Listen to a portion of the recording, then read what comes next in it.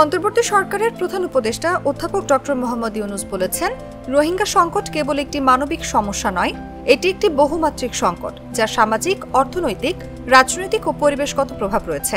রোহিঙ্গা সংকটের একমাত্র সমাধান হচ্ছে টেকসই প্রত্যাবাসন। তিনি বলেন, বাংলাদেশে প্রায় ১৩ লাখ জোরপূর্বক বাস্তুচ্যুত মিয়ানমারের নাগরিককে আশ্রয় দিয়েছে। প্রতি বছর প্রায় ৩২,০০০ নবজাতক যুক্ত হচ্ছে।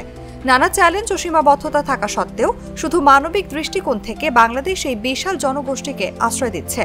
বাংলাদেশ মনে করে এই সংকটের একমাত্র সমাধান হচ্ছে টেকসই প্রত্যাবাসন।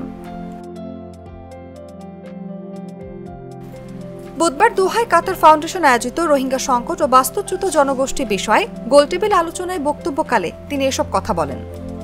প্রধান উপদেষ্টা deputy press secretary Abul Kalam Azad Majumdar এসব তথ্য জানিয়েছেন।